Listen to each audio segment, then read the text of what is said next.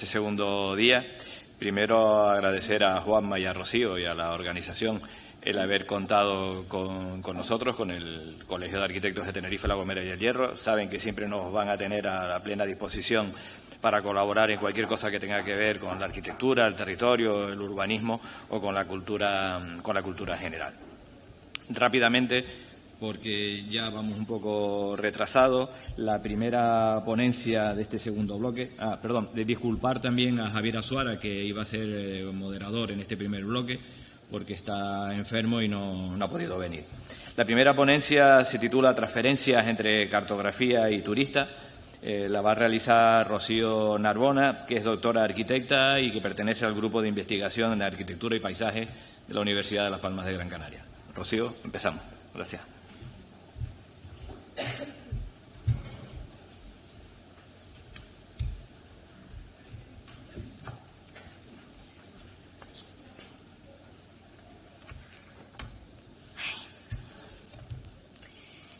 Bueno, buenos días.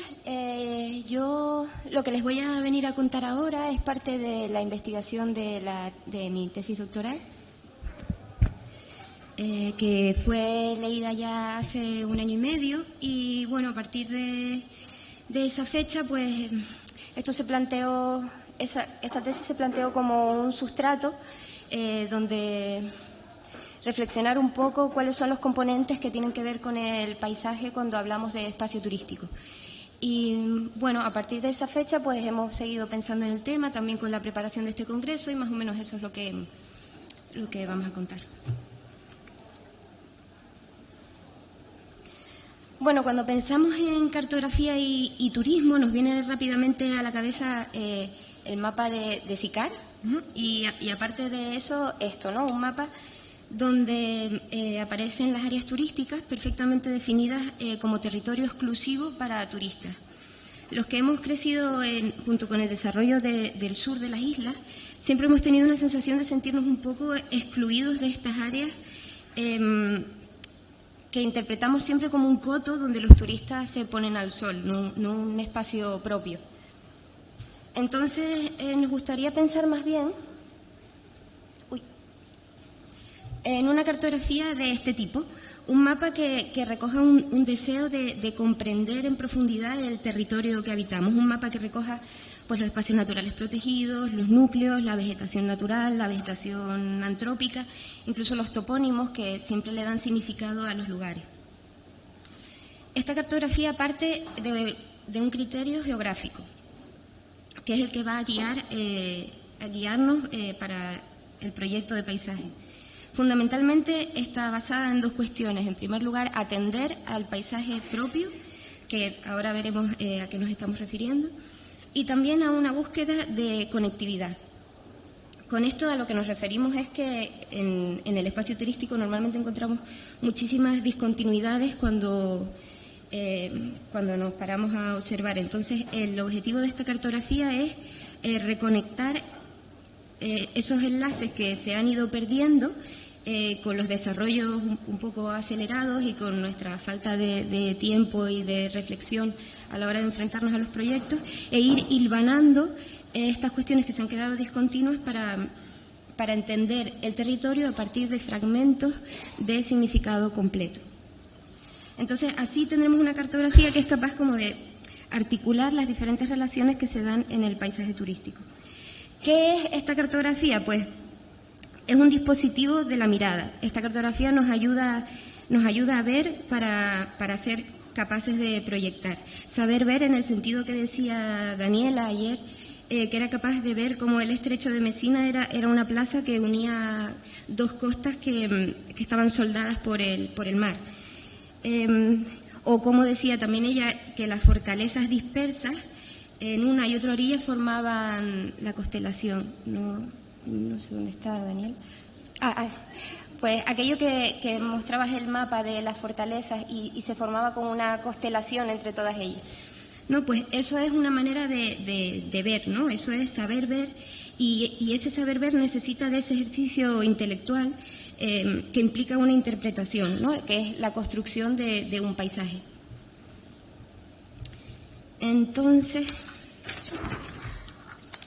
Bueno, el concepto de paisaje, como se expone también en el manifiesto de Canarias por el proyecto de paisaje europeo, implica una construcción mental a partir de interpretar los diferentes elementos de un contexto, pues los elementos tangibles, los artificiales, como la arquitectura o los naturales, pero también los elementos intangibles, que es la cultura, que resulta de interpretar la realidad física.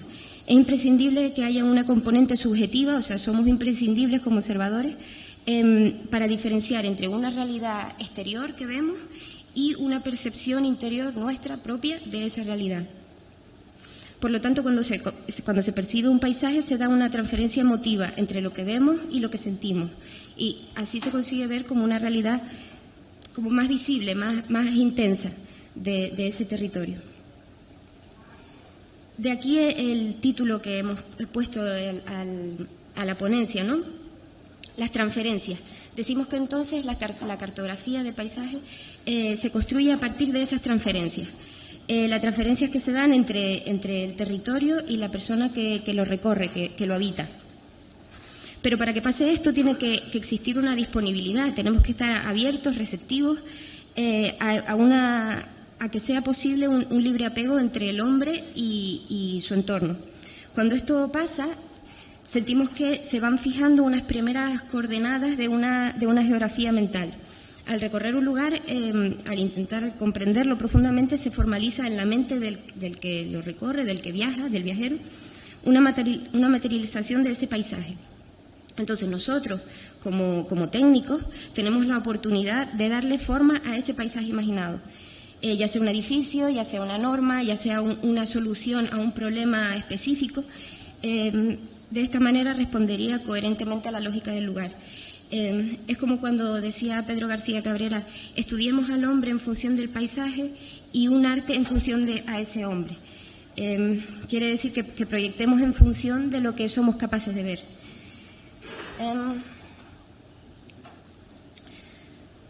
Bueno, decíamos que era imprescindible la actitud, las ganas de querer ver más allá, como el saorí que va buscando el agua bajo la superficie de la tierra, que tiene que ser receptivo y apostar y creer que va a encontrar agua, que va a encontrar algún curso de agua bajo la tierra, ¿no? Que es invisible desde la superficie, pero que hay que tener la seguridad de que se va a encontrar. Bueno, esta actitud la tuvieron muchos viajeros que vinieron a Canarias desde el siglo XVII con ganas de explorar. Ellos aportaron las primeras definiciones científicas y aportaron así conocimiento inédito. Estos son algunos de los itinerarios que hicieron estos viajeros por Tenerife y se incorporan a la cartografía porque cada uno de ellos es en sí mismo un fragmento de significado completo. Tienen una idea narrativa y aunan esos componentes físicos, pero también los componentes intangibles que surgen de la interpretación de ese territorio. Bueno, la cartografía, como la planteamos, es científica, pero también es creativa. Es científica porque se basa en un diagnóstico preciso de la realidad, pero también usa la imaginación como un motor para estas transferencias. La cartografía es dinámica, es abierta y está algo desdibujada porque siempre está en movimiento. Pero sobre todo la cartografía, lo que queremos, el enfoque es que la cartografía es continua. Porque a pesar de que el suelo turístico únicamente es el 1% de la superficie total del archipiélago, lo que se llaman los microdestinos, cuando se habla de paisaje turístico hay que diluir esas delimitaciones, porque la cartografía va más allá de las delimitaciones de los núcleos, porque no podemos seguir hablando de cotos ni de exclusión de las personas que habitamos aquí también. Entonces, el primero que enunció el paisaje en estos términos fue Humboldt. Sobre esto tiene mucho escrito Nicolás González Lemus, que habló ayer, y también el geógrafo Franco Farinelli. Humboldt, aparte de los 6 días que estuvo aquí en Tenerife, también es importante por su proceso de conocimiento, que él aúna ciencia e impresión, es lo que estamos diciendo que es la característica de la cartografía. Él se planteó por qué las fronteras geográficas están siempre encadenadas a las fronteras políticas, por qué se encierran en sí mismos y no forman una red. Y por otra parte, también se planteó que el concepto del paisaje en pleno romanticismo europeo se limitaba al mero hecho de la contemplación de la naturaleza. Entonces, lo que Humboldt propone en su discurso es tratar de unir el conocimiento geográfico con la percepción estética de la naturaleza y así avanzar al conocimiento a nuevas cotas.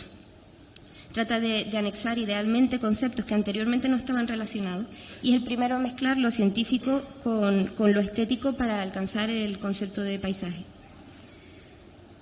Bueno, en la imagen pueden ver, imagen que por supuesto conocen todos, pero bueno, pueden ver cómo parte de la imagen romántica esta sigue dibujándose en los contornos de la montaña y en el fondo, pero que además introduce dentro de la montaña términos científicos de las plantas, entonces poniendo en relación elementos y procesos con una percepción sensorial del espacio.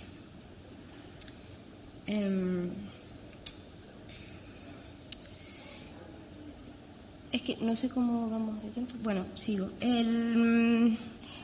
Hablando de esto, no quiero profundizar tanto, pero es que es interesante. Les leo un fragmento solo de lo que dice Farinelli acerca de Humboldt.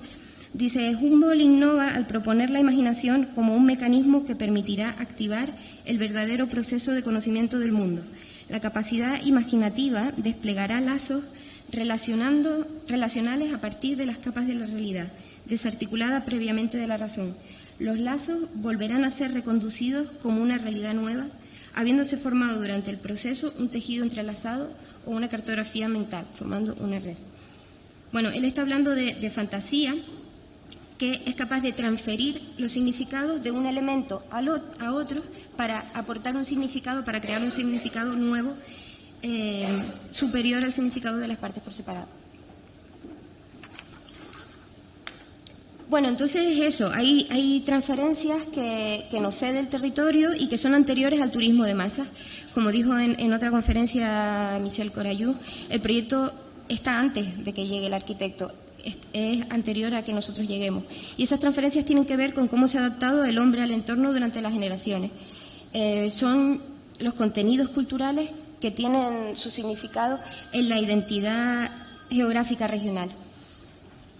Es como cuando Unamuno habla de Fuerteventura, en el libro que conocen, Fuerteventura, un oasis en el desierto de la civilización.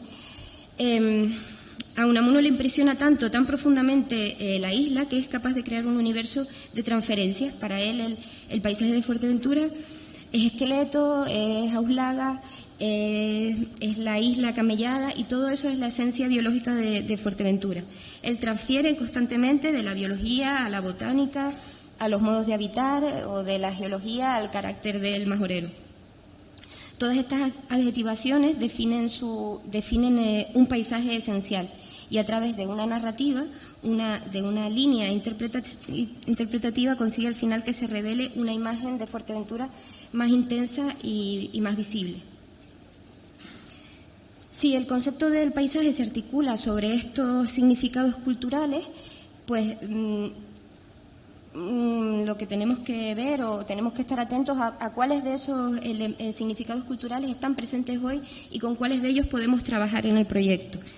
La arquitectura turística crea paisaje cuando hereda las relaciones que se han venido acumulando con el paso del tiempo entre hombre y entorno. Por ejemplo, al reinterpretar en el proyecto las tipologías populares. Por lo tanto, se está transfiriendo desde la cultura al proyecto una manera concreta de habitar en el espacio. Hay proyectos como el de la pasera de Hudson en Elviria, o como el de Higueras en Punta Mona, o como este de Higueras también y Antonio Miró para Lanzarote, donde los modos de habitar inspiran el modelo turístico. Preservan, como apuntó Joaquín Mañoso hace poco también, una gramática del espacio para provocar con el proyecto, o para reproducir con el proyecto, qué significaría habitar dentro de este paisaje concreto. Hay transferencias que tienen que ver con la realidad socioeconómica de una comunidad, como pasa, por ejemplo, en el caso de Tembel, que contará un poco más adelante Juan Antonio González, u otros proyectos turísticos de Luis Cabrera, de Manuel de la Peña, de Salvador Fábregas, de Pedro Macié, o de Díaz Llanos y Saavedra. Todos ellos defendieron una arquitectura anclada en la realidad socioeconómica con prácticas constructivas contextualizadas, a favor de la escala humana, de la síntesis geométrica y de los procesos de estandarización. Son proyectos donde había esta contextualización geográfica, económica y social. Establecen un discurso propio y por eso brillan. Esto de brillan lo saco porque también leí hace poco un artículo de George Candilis en el Congreso de Arquitectura y Turismo de 1964, unos congresos que se estuvieron llamando pequeños congresos de arquitectura. Y bueno, él dijo algo así como que para él era fundamental que un área turística, para que funcione, tiene que haber elementos de calidad que brillen con luz propia. A esos elementos los llamó spots, puntos de luz, y eran elementos de calidad que conseguían irradiar su entorno circundante. Y decimos más, esta luz que irradia debe transferirse a todas las escalas del proyecto. Cuando nos enfrentamos a un proyecto en el territorio, en el espacio turístico, no centrarnos solo en el elemento físico del proyecto, sino a todo lo que afecta, todo lo que irradia. Entonces, de la escala territorial a la escala urbana, al detalle, el proyecto siempre se mueve en las transferencias entre lo conciso y lo abstracto, entre la distancia y el acercamiento. Las transferencias hacen posible que el espacio público en las áreas turísticas se entiendan como una red y que cuando se está en un lugar de vacaciones se experimente una continuidad espacial capaz de situarte siempre en ese lugar específico, viviendo una experiencia placentera de descanso y de ocio, pero anclada en el lugar. Transferencias entre relatos e interpretaciones, entre lugares reales y también entre lugares reales o también lugares imaginados. Diferentes cartografías coexistiendo en el mismo momento. Esa es otra cualidad de la cartografía de paisaje. Transferencias e intenciones que aparecen explícitas a veces como herramientas de proyectos, como en este caso de un folleto comercial del estudio de Manuel de la Peña, donde junto con las urbanizaciones turísticas de San Agustín se intercalaban también imágenes de pescadores, de cultivos, de casas cuevas o de vida cultural o de vida rural en general, completando un discurso ideológico, una narrativa que aclara proyecto y lugar. Bueno, las transferencias tienen muchísima fuerza transformadora. Veas el caso de Néstor Martín Fernández de la Torre o el caso de César Manrique también. No voy a entrar mucho, pero bueno, en ambos casos vemos que ha habido una interpretación sensible. En el caso de Néstor, como Islas del Paraíso, como Canarias Islas del Paraíso, o en el caso de Manrique, como la naturaleza como cultura a proteger. En cualquiera de los dos casos hay una interpretación sensible que ha generado cultura, y esa cultura ha sido capaz de transformar físicamente el territorio. Otra vez, las transferencias entre la transformación de la mirada y la transformación territorial. Bueno, los desarrollos acelerados y las dinámicas turísticas, tanto institucionales como privadas, han provocado que haya una cierta discontinuidad ahora mismo entre el territorio y la urbanización. La cartografía basada en las transferencias proponemos que vaya más allá de la normativa y que actúe en las contradicciones que encontramos. La contradicción entre la propia estructura territorial, la contradicción en la pobreza o en la carencia del espacio público, que muchas veces se ignora y no se entiende como un sistema, y las contradicciones en la arquitectura, en los proyectos de arquitectura que muchas veces no funcionan como un elemento articulador de las diferentes capas del proyecto. El modelo territorial, la escala urbana, la arquitectura, debe estar imbricado como una red, ¿no? Como un tejido. Entonces, después de lo que se estuvo hablando ayer, a mí me parece que el turismo es invasión y que es recurso también, y que es invasión, aparte de por las estrategias de posicionamiento, porque es una alteración, y porque es una alteración en el sentido de que el turismo de masas homogeniza, estandariza las respuestas porque hay inmediatez y porque siempre provoca una arquitectura que está como a contratiempo, que está con prisas, y que en esas prisas pues borra las huellas, borra los significados y borra los modos de habitar en el territorio. No valen las respuestas tipos ni copiadas, sino lugares que brillen porque están bien resueltos. Y que vayan siendo esos hilos que vayan formalizando la cartografía turística. El turismo decimos que también es recurso porque es una oportunidad, porque ninguna otra actividad productiva, además de la agricultura, ha tenido una capacidad similar para transformar el territorio. Y eso es un deber moral que tenemos todas las personas que tenemos una acción en el territorio. Entonces, el turismo es parte indisoluble de Canarias, desde el urbanismo, de la arquitectura, desde la planificación. Hay que entender que el turismo es parte de nuestro territorio y que no existe una frontera entre lo turístico y lo no turístico.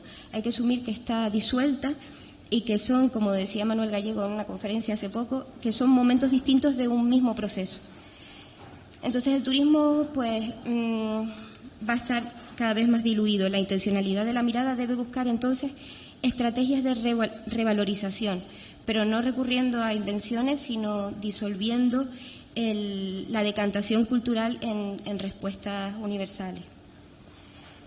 Entonces, bueno, eso como conclusión, igual que en una constelación, hay puntos que ves que brillan, que son las estrellas, y entre ellas pues hay trayectorias que se dibujan, que se unen unas con otras y que revelan imágenes que nosotros interpretamos.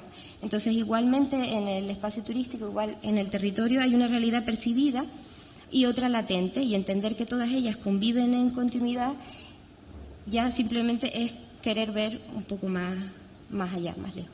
Y ya está. Muchas gracias.